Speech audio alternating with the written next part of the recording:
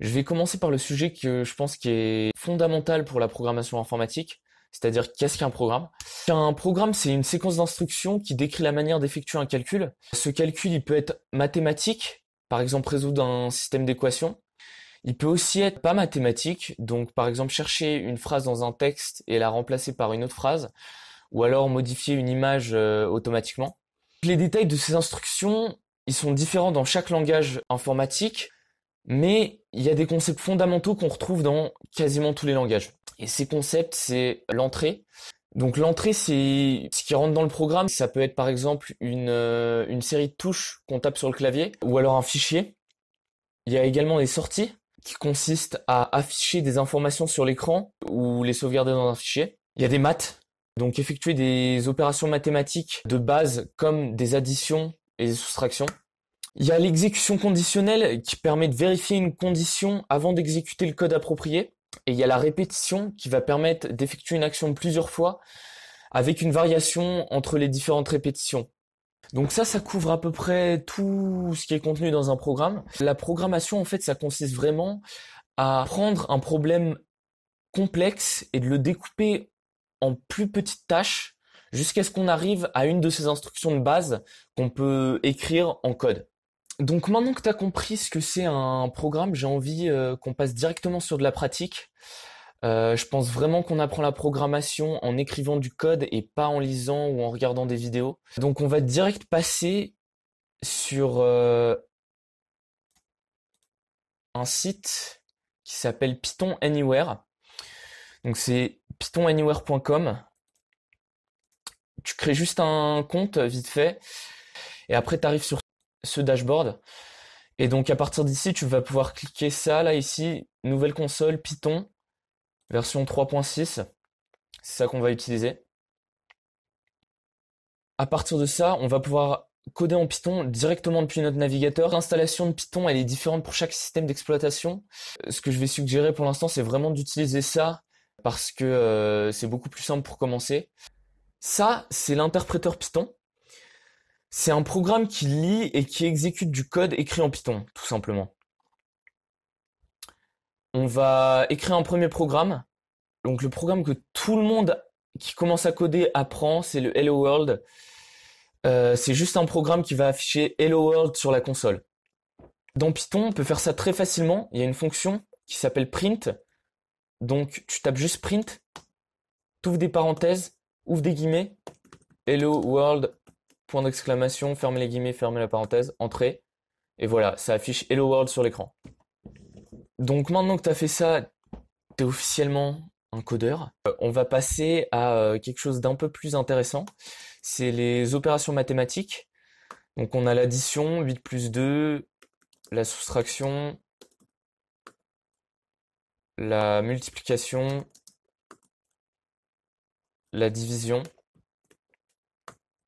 Ce que tu remarques là, c'est que tu as 10.0 et pas 10, et ça après j'expliquerai pourquoi c'est comme ça. Et il y a aussi les puissances. Tu mets deux étoiles et ça te fait puissance.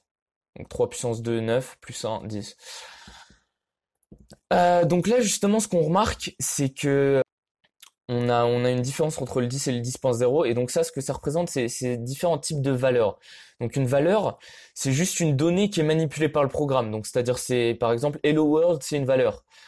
Euh, 10 c'est une valeur, 10.0 c'est une valeur. Et donc on peut vérifier le type de chacune de ces valeurs avec une fonction qui s'appelle type. Donc si je mets type entre parenthèses 11 ou type entre parenthèses 10, voilà, l'interpréteur nous dit euh, que c'est un int. Donc un int, c'est-à-dire un nombre entier. En anglais, int, c'est integer. Euh, donc en français, c'est un nombre entier. Le sens de classe dans ce contexte ici là, c'est une catégorie en fait. C'est pour dire que int, c'est une catégorie de données. Donc par exemple, 10 c'est une donnée comme Hello World, mais 10 c'est un int pas comme Hello World. Parce que si on fait type Hello World, Voilà, on remarque que Hello World, c'est une string. Donc une string, c'est juste une chaîne de caractères. Et les strings, c'est toujours entre guillemets comme ça. Hello World.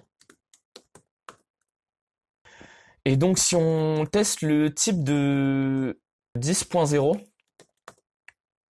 on remarque que c'est pas un int, c'est un float. Donc un float, c'est un nombre décimal en fait, tout simplement. Donc maintenant, qu'est-ce qui se passe si j'essaie quelque chose comme type, entre guillemets, 2? C'est une string, parce que c'est entre guillemets. Et donc si j'essaie quelque chose comme type, entre guillemets, 2.0, c'est aussi une string. Une dernière petite chose sur les nombres dans Python, si j'écris quelque chose comme 100 000 avec un espace, ça marche pas, il faut tout coller. Voilà. Maintenant, je vais parler des langages. Est-ce que c'est un langage de programmation? Est-ce que c'est un langage naturel et un langage formel? Alors, un langage naturel, c'est un langage comme le français, l'anglais, l'espagnol. C'est un langage qui est utilisé pour communiquer entre les gens et qui a évolué naturellement.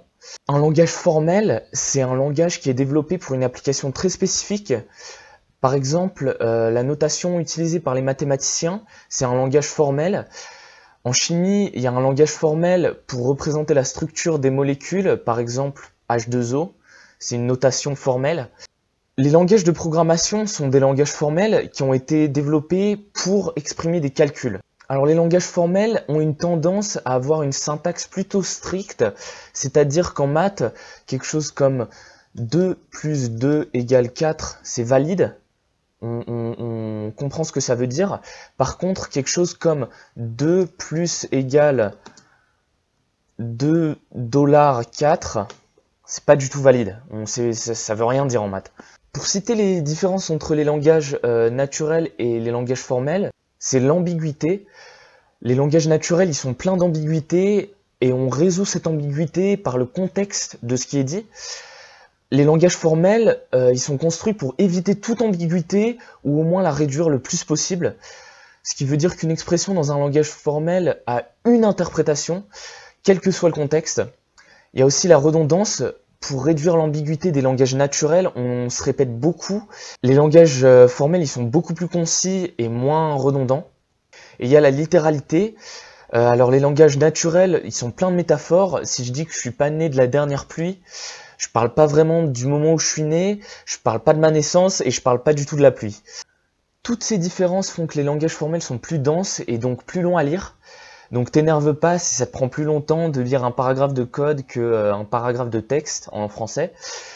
En plus de ça, c'est pas forcément toujours intéressant de lire de gauche à droite et de haut en bas dans les langages formels, par exemple en Python. Il faut plutôt essayer de comprendre ce que fait le programme en l'interprétant dans sa tête. Et finalement, les petits détails sont plus importants, donc les erreurs de ponctuation ou d'orthographe peuvent faire une grosse différence dans Python et causer un bug dans le programme. Maintenant, on va parler des bugs justement. Alors tous les développeurs font des erreurs, on appelle ces erreurs des bugs, et le processus de trouver et réparer ces bugs, on appelle ça débugger.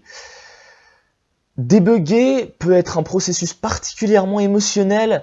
Quand ça fait 1 heure que tu passes sur un bug et que tu trouves pas la solution, tu commences à traiter ton ordinateur comme si c'était une personne. En fonction de ton tempérament, tu commences à l'insulter, peut-être tu commences à déprimer, tu as envie un peu d'arrêter de coder. Ce qu'il faut garder en tête, c'est que tout le monde qui code doit débugger et que débugger, ça fait partie de ton travail en tant que développeur. C'est beau de rêver d'écrire du code qui marche tout de suite sans faute à chaque fois, mais c'est pas du tout la réalité.